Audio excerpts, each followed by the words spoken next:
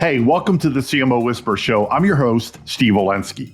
Part marketing practitioner, part ad agency veteran, part journalist. I was a writer for Forbes for 10 years. I've had so many insightful conversations over the years with business leaders, to athletes, to celebrities, to, of course, CMOs. The only difference now is instead of sharing those insights through written form, I'm doing it this way. My guest this week is Andy Rebhun.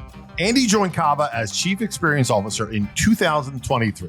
From 2019 to 2023, he held several senior leadership positions at Pollo Loco, including Chief Marketing Officer and VP of Digital. Now, prior to that, he served in various marketing and digital leadership roles at McDonald's Corp in Boston, Chicago, and Atlanta. Andy began his career in the Accelerated Marketing Development Program at Ford Motor Company. Andy has a BA from the University of Wisconsin-Madison and an MBA from Northwestern University's Kellogg School of Management. Andy, my newfound friend, welcome to the show. Thanks for having me, Steve. Great to be here. It's my pleasure. We're recording this on a Friday, and I think both of us have at least one eye on the weekend. No doubt. So I have lots of things I want to talk about. You have an incredibly varied career, for sure. And I'd love to just pick your brains on all different things. But I want to start in with remote work, right? And we all know that came into vogue, if you will, or necessity, right, with COVID. But we both know, because I've been working remote for 25 years.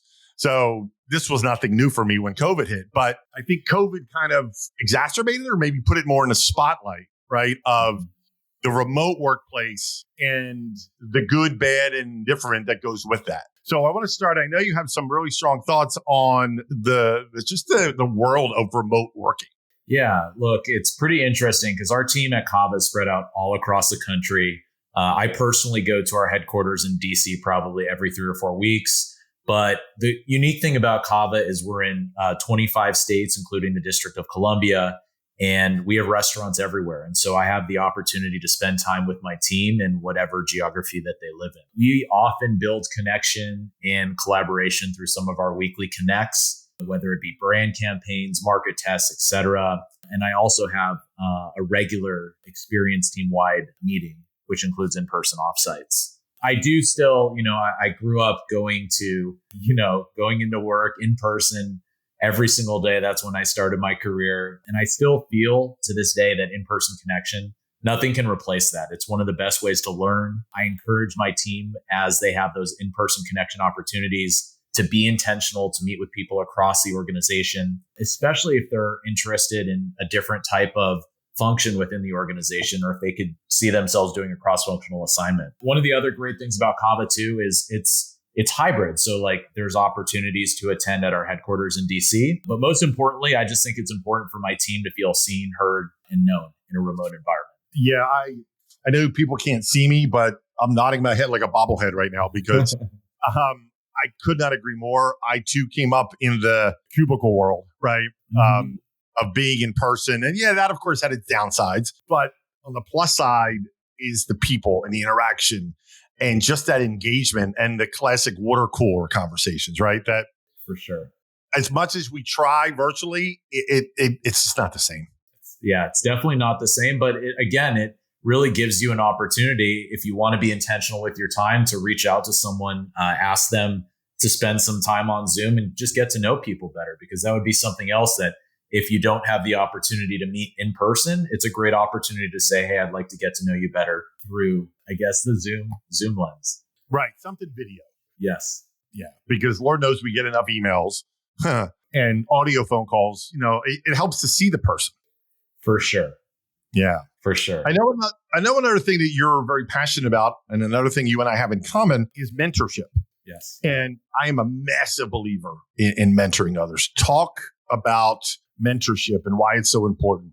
Mentorship is really important because it creates a special connection with someone who can provide really good insight into the workplace, into the world around you.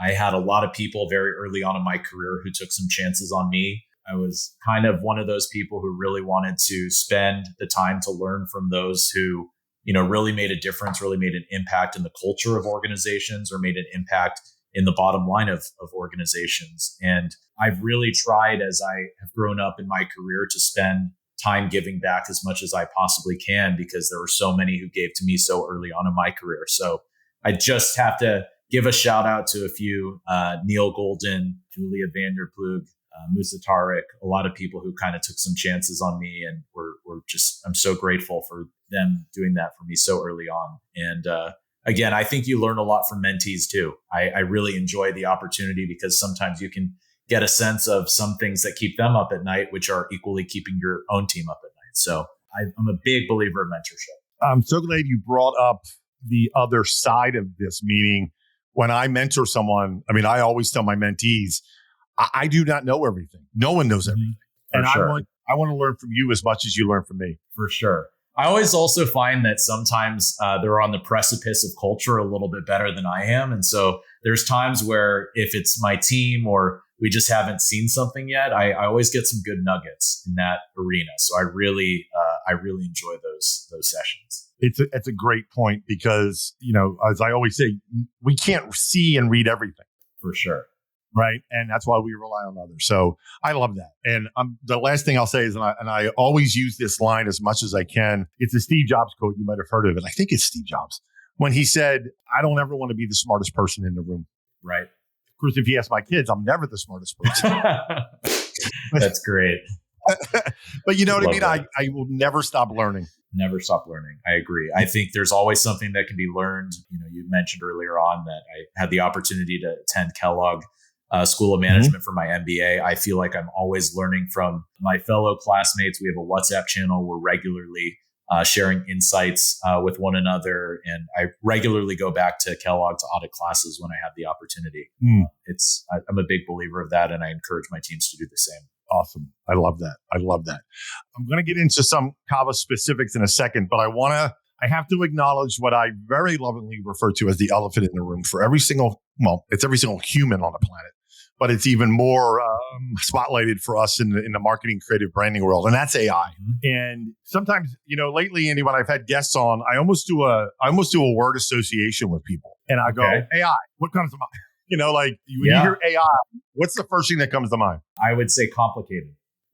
It's probably not one that you're used to hearing, but I think that there's a dimension of ease with it in the sense of it can help streamline data sets. It can help you streamline your time, but it's also complex because it's not the solution and answer to everything. There's things that I think AI hasn't solved for yet that are particularly complex in the world that we live in today. I could not agree more. I'm curious, how much do you use it? How much does your team use it? We're starting to use it more and more. It's helpful as we look at complex data sets and decision making. We're definitely parsing through our millions of transactions that we capture in loyalty to help us see some of the blind spots. I really think it's valuable for businesses that are growing and need to read between the lines of what guest behavior may or may not be indicating.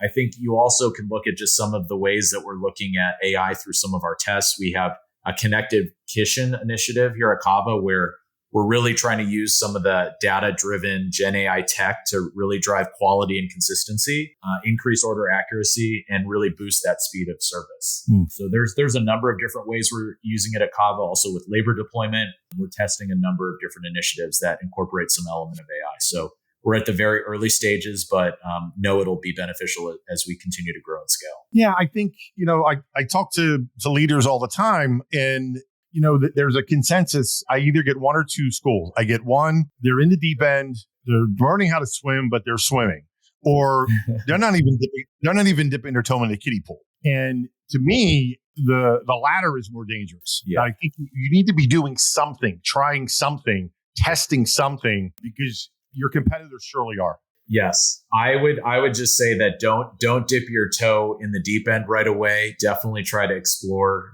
understand what you're doing.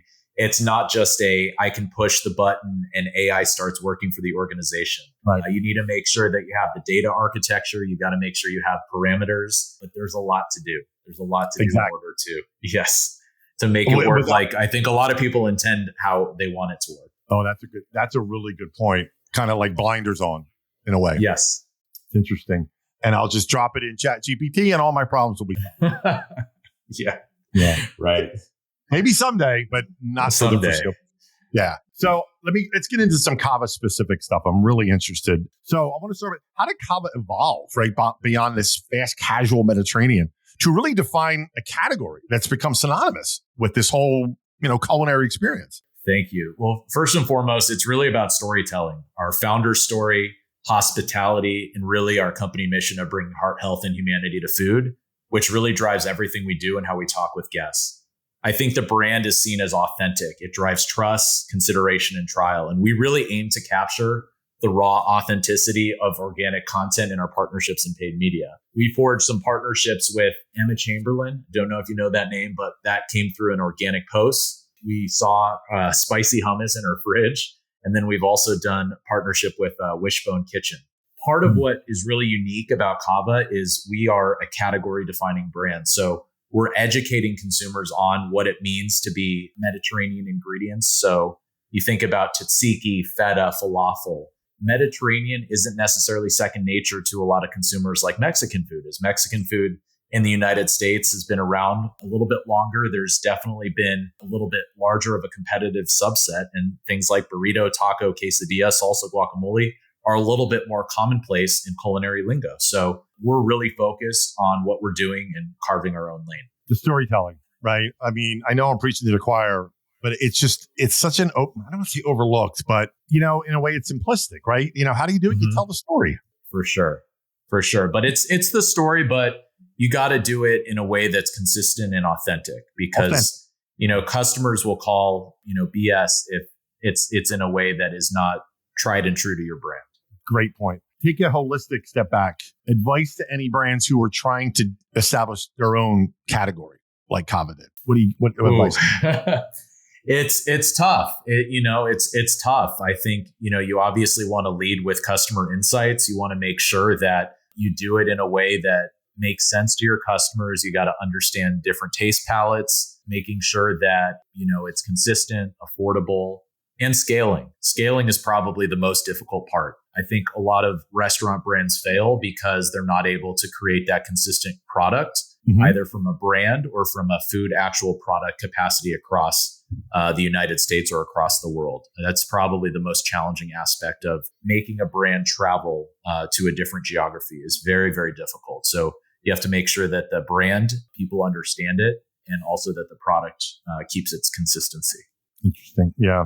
Okay. Two things that are always hot at the top of every marketer and brand, wish list and priority list is acquisition and retention, right? Mm-hmm.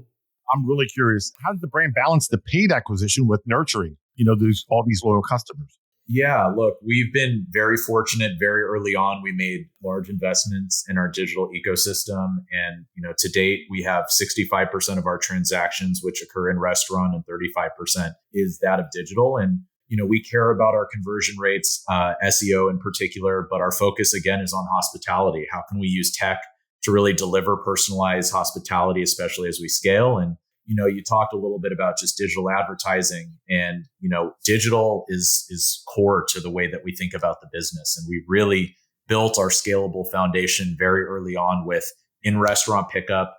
We have dedicated mobile order pickup lanes. We have native and third-party delivery. Third-party, for those that don't know that lingo, would be Uber Eats and DoorDash. And then we have catering and CPG offerings. So very important for us to make sure that, the way we show up from a digital, paid and organic perspective is consistent. Interesting. There's that word, right? Consistent. Yeah, it's gonna keep coming up. I know it is. And I just... I'm going to get on my soapbox a second, if you don't mind, even though you're the guest, but it just drives me crazy when I see brands with inconsistent messaging. Yep. Yeah, it's difficult. Look, I'm a consumer too, and you want to talk about the experience from a marketing perspective, and then when you go into the location, you want the brand to execute. And I think at Cava, we talk about delicious, innovative, and naturally good for you food. It helps people eat and live well, and people want that quality, affordability, and consistency. And we really believe that we're able to do that time and time again. And we emphasize high quality ingredients, supplier relationships. Spirit of generosity is ingrained in our culture. So the Mediterranean hospitality is second nature to the way we want to run and operate the business. Exactly. So you mentioned the word experience. I'm a massive believer and proponent of the consistent customer branding, digital and store outside experience, right? I mean, I just think it's so important, as I know you do too. And I have a couple of questions regarding experience. So the first one is, what role does the brand experience play in driving repeat business? Yeah, the brand experience is really about reinforcing some of the things that differentiate it. And for us at Cava, like I said, a lot of it is about the food. A lot of it is about flavor, affordability, consistency. So making sure customers understand that, these are things that we're regularly talking about in our brand voice, our copy, the way we show up on email and social. Those are really, really important, because once we start trying to be somebody we're not, we're going to get called out on it. I think for us too, it's really about serving our growing consumer needs. So showing them that we're willing to innovate, like with our new grilled steak. It allowed us to take a very popular menu item and do it the Mediterranean way, with bold, unique flavors without compromise, and really allowing taste and health to unite. Speaking of this, interesting. How does the brand? Is there the classic test kitchen or test market when you roll something out? We have an incredible culinary team at Cava. One of our founders, Ted Zanohristos, is our chief concept officer. Partners very closely with my team, our operations team, our finance team, and it's really a collaborative unit when we think about menu innovation and ways in for how we can continue to innovate and create our unique spin as on a Mediterranean flavor and ingredient. And we spend a lot of time, and we take a lot of pride and joy in what we bring to market. I talked about the steak a little bit earlier, but our newest addition to the menu lineup is our garlic ranch pita chip. It's our first flavor innovation on pita chips, and it came out with a bang, and it's already getting a lot of love on social media. And if you haven't tried it yet, I encourage you to do so, because it's only for a limited time. But it's a really good idea of really listening to customers. We saw on social media, we heard from customers in our restaurants that they absolutely loved our pita chips and would crave the ability to go on a little bit of a taste journey, to try something new. So we leaned into some of that insight, and hence the birth of the garlic ranch pita chip. Interesting. They're delicious. Trust me, as soon as this is over. Well, maybe we'll be able to send a few to your house. How about that? Make it 2 bags, because I have a 20-year-old son who's 6'5" and eats a lot. So I want to try. It might need to be 4. Exactly. Last thing on experience. So you have this great in-store experience, right? And a lot of brick and mortars, there's a disconnect from the in-store to digital. How do you maintain that consistency? Yeah. So look, our app and website provide that vibrant ordering experience that really reflects the generous nature of our brand. And you'll notice if you open up the Cava app or the website, our app's visual builder is really designed to mirror the excitement you feel when you explore the options and walk the line in one of our restaurants. And I said this, we've really invested in core technology. These capabilities have really allowed us to deliver seamlessly. And you see that story in the reinforcement on the app, the web, and our in-restaurant digital menu boards, which really highlights just the delicious flavors of our food. It also provides a bit of flexibility too, to adapt to some of the local markets. Interesting. Yeah. You've seen it. There's disconnects between in-store and digital. I know you and I can't be objective, because it's what we do for a living, but the consumers notice that. They do. They absolutely do. Yeah. Let's put your prognosticating hat on for a second, the future, specifically in the food industry. Are there any trends that you see or you want to see or that are exciting? Like, what do you look at in terms of the food and culinary in the US, and any trends that you can share? Yeah, people really like personalized. For me, I think personalization, you think about the last time you ordered a coffee, a burger, a Mediterranean bowl. People really like the ability to customize and put in ingredients that they really crave and savor. And I think personalization will continue to be key in the way that customers want to be communicated with in the future. I believe that, we'll continue to see great innovation on a number of different fronts, with whether it be robotic or drone delivery. I had a chance to do a pilot of drone delivery in one of my previous organizations. And I think that the ability to get your food rapidly at a cost-effective way is just something that will continue to advance, and the technology will get cheaper. So I'm looking to see how that innovation continues to progress. And last but not least, I think people will want to know more about, sustainability, where their food comes from. And we do a really good job at Cava about telling our ingredient stories, both on app and web and through our communications. And that's probably the biggest difference, I think, with this next generation is really trying to understand where the food comes from, what ingredients make up the combination of the bowl, the sum of its parts. And it's something that, I think we as good citizens need to be mindful of moving forward. Oh, listen, you're definitely preaching to the choir when it comes to responsibility. For sure. No question about it. I don't think a lot of brands take that seriously or serious enough. And I will not name names, but kudos to you and Cava for acknowledging that, we directly impact and influence what people eat. Yes, definitely. And look, at Cava, it's all about creating long-term value. I think our performance to date demonstrates the power of our category, creating defining concepts. It's really got tremendous potential and success in the future, I think. And there's tremendous white space for us. And I know you kind of give me a little bit of what could be coming next. But again, our goal is to serve our growing consumer need, which is bold, unique flavors, no compromise, let taste and health unite, and make sure that we satisfy the need for connection and hospitality. So we're really investing in our infrastructure to support that growth and emphasizing just operational excellence, efficiency, and creating those exceptional personalized experiences for our guests. Yeah, exactly. I'm curious about competition because Cava is literally in a class by itself, right? A category by itself. So when I say competition, what does a brand Cava look at when it comes to competition? Look, we really focus on Cava, really leading the way with innovative flavor and Mediterranean inspired ingredients. Sure, there are other fast casual brands out there that, you might see a creative campaign or you might see something that looks interesting, which could help inspire just brainstorming or additional thought. But we're focused on being the best versions of ourselves and continuing to lead the category with new innovative ways of going to market with marketing, new innovative flavors and taste profiles. And that's going to be how we continue to do it. Our founders are still tremendously involved in the business. Brett Schulman, our CEO, is an incredible visionary. I spoke about Ted earlier. Mm-hmm. They really have a good pulse on the business, on restaurants, and how we can continue to lead in the category defining space. I love it. Yeah, it's a great answer because you're, like I said, I'll say it for you. You're in a class by yourself. So I'll say it for you. Thank you. That's really well. Appreciate it. Yeah. I got it. I want to go back to you. You were a CMO before, right? Mm-hmm. And I'm curious, what things would you say you brought as a CMO to this role as Chief Experience Officer? I think the biggest thing that I've been fortunate to experience throughout my career is having really experienced marketing at all levels, experienced digital at all levels, had an opportunity to do a little bit with catering, and then also customer service. And the cool thing about this specific role is it really brings together all the different customer touch points throughout their journey.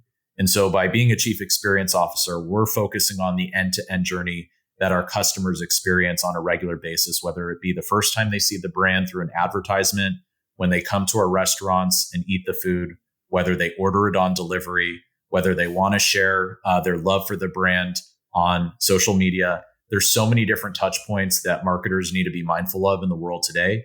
And this Chief Experience Officer job really allows me to combine all the different elements of all the different customer touch points throughout, the Cava ecosystem. Love that. Everything you've done has led you to this point. I love it. Thank you. Yeah. I don't want to say without those experiences, but they sure helped. They definitely helped. Because you have those multiple lenses you can see things through. Yes, definitely. So we're coming up against it. This has been an amazing conversation. I knew it was going to be great, but I'm going to put you on the spot here. I know people listening can't see this, but you can see the album wall behind me, right? Yes. I'm a big music fan, and I can already tell, even though we're just meeting each other for the most part, you're a big music fan. Am I right? I do like music a lot.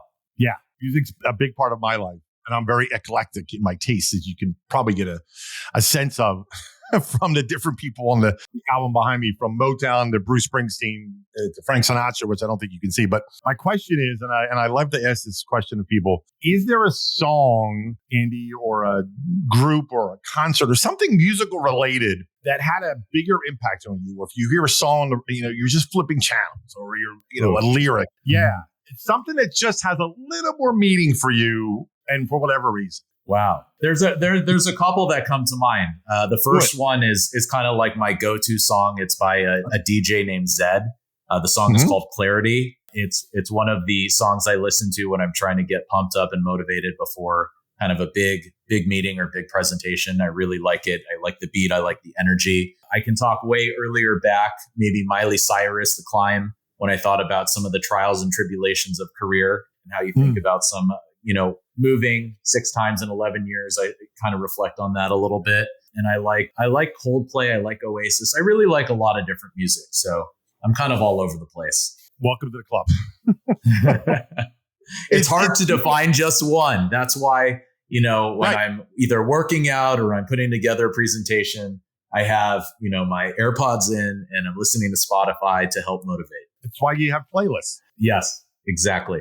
Right. And AI helps curate what they think I'm going to like next. So, hey, bringing it back. I love how you looped. Very, very well played. Yeah. That was awesome. Very well played. Well, listen, my friend, what a fascinating conversation. I know everybody's going to get learn a lot from you. And I am so grateful.